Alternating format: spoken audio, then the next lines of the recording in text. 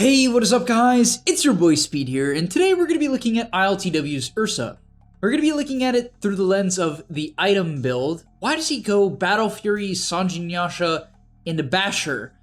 One thing that really interested me about this game is, at first glance, this is a game where if you didn't go Diffusal and you're in a 3k MMR match, someone is going to ping your items and say, why didn't you go Diffusal? We're against a Wraith King. Right? This is a hero, you need to burn his mana, why didn't you do that? And we're against a Tidehunter, this is a hero with mana problems, even Nightstalker has mana problems. All three heroes that URSA can play pretty high tempo against and potentially destroy with a Diffusal Blade. Why in the world to go Battle Fury this game? Let's talk about it, let's go over his build throughout the game, see how it plays out, and make sure you guys fully understand why he does what he does.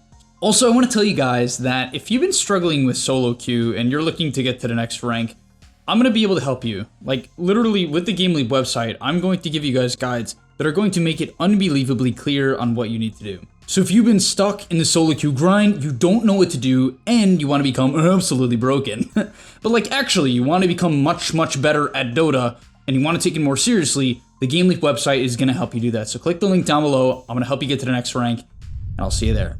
Okay, so the first clip we're going to look at is one where he actually kills off a Nightstalker, and while we watch this, I want to discuss the Battle Fury purchase. Why go Battle Fury, right? Why not go Diffusal? Well, I think there's a couple of main reasons for this, and the first one that I would like to cover is looking at his own team comp.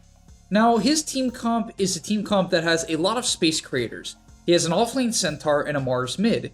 This practically means that he doesn't really have a great scaling hero on his team. Yes, Mars can play in a specific way where he can, specifically opt to scale, but in this game, the Mars does not do that. He goes for your pretty standard Blink Dagger build, and then the two supports that he has on his team is a Winter Wyvern, who is the position 5 and going a pretty standard support build, and a Skywrath, a hero that does scale, but doesn't necessarily play like that, right? This is a hero that usually just runs around and creates space. And so what I'm trying to say here is that immediately you have a team comp where there's a very high chance, based on what those heroes typically do, that you will have an insane amount of space on the map. And this is very important, because let's say his mid laner was a Templar Assassin, or a Leshrac, right? Or a Boots of Travel Ember Spirit, something of the sort. There is a very high chance in that case, he wouldn't have nearly, and I mean nearly as much space. Even as we look at this clip here, 15 minutes into the game, you'll notice his whole team is on the bottom side of the map looking to make plays. Now, in this case, it actually doesn't give him that much space because they're not really fighting anyone right now, but you can see the point. He's going to have the majority of the map, at least the top side of the map, to himself, and that really is obviously a good thing when you go a Battle Fury build. And now as we skip ahead a little bit here, he's going to end up going for this Yasha. Now, he ends up queuing up a Basher and a Shard here. I think the main reason why he queues up Basher here is he has a lot of good one-on-one matchups this game. It's definitely a really good URSA game.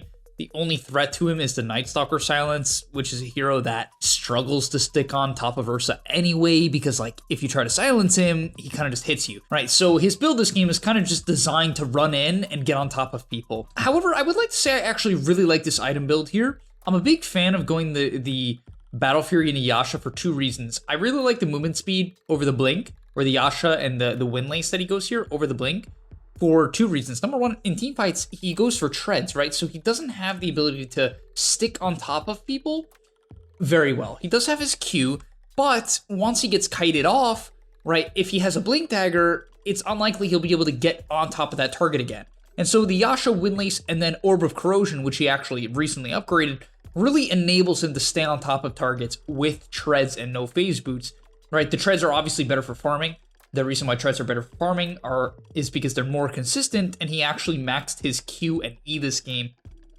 But yeah, as you can see in this team fight, very fast, 405 consistent movement speed, which is very high, and it allows him to run from camp to camp faster.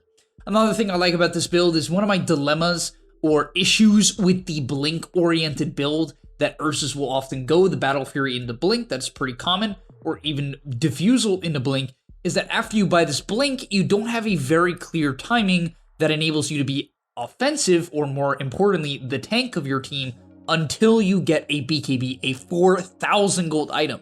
When you go Yasha, it gives you a minor timing here, right? And then for only 2,000 more gold instead of 4,000, you actually get to have a defensive timing in the Sanj and Yasha. And for that, I really like this build. And now we'll see getting into the first team fight of the game where he actually has his Sanj and Yasha. He also has now picked up a windlace. Once again, he had this before. I just want to reiterate that I think items like this are very important when you go something like Treads. I think it's pretty crucial. So now he has Sanj and Yasha, 2,500 HP with his Shard and Enrage. If you don't know what URSA Shard is, it makes it where every single time you cast Earth Shock, your Q, and you pounce forward, you also get 1.5 seconds of Enrage. This is very important because basically when you hop on top of someone, you don't have to click Enrage right away. You have infinite status resist and you just don't die.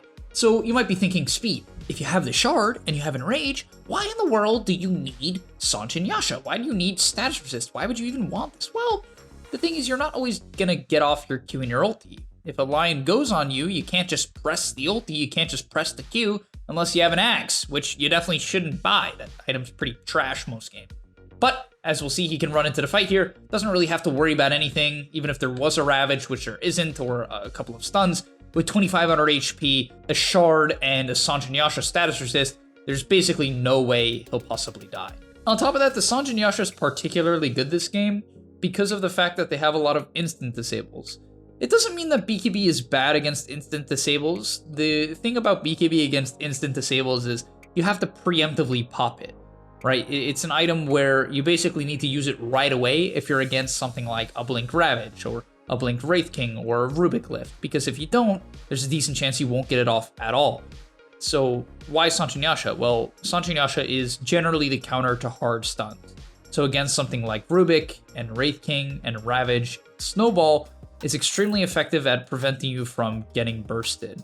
There's a very, very high chance you'll get off your Enrage every single fight, and that's obviously very good. And once again, this kind of enables you to play a frontline version of URSA, or at least an URSA that mans up well to his poor matchups such as Wraith King, Tidehunter, and Night Stalker. Once again, it's a great URSA game, which is also another reason why I like this Battle Fury. If he slows down the pace of the game, gets a Battle Fury, and gets a lot of CS, his timings, as long as he's leveled, will enable him to just have a good game at some point this game. He doesn't have to shut down the enemy team early game. That's the point of his teammates' heroes. He can instead hit timings more reliably and then play for these good matchups in the mid to late game. So anytime you have a really good URSA game that isn't completely predicated on the mana burn, for instance, if you're against something like Medusa, yeah, I would recommend buying Diffusal, playing a higher tempo and shutting her down. But this game, I don't think there's any rush for him. He doesn't get wildly outscaled by the enemy team. His team scales fine. He scales very well this game because of the lack of, I would say, a major URSA counter. And so yeah, this was a great game from him. The Basher, it's pretty simple to understand. Once you have something like Sanj and Yasha and a couple of frontline items, you don't really want to buy BKB. You already have plenty of defensive items. You really just want to be able to stick on top of this Tidehunter or this Night Stalker and kill them from full.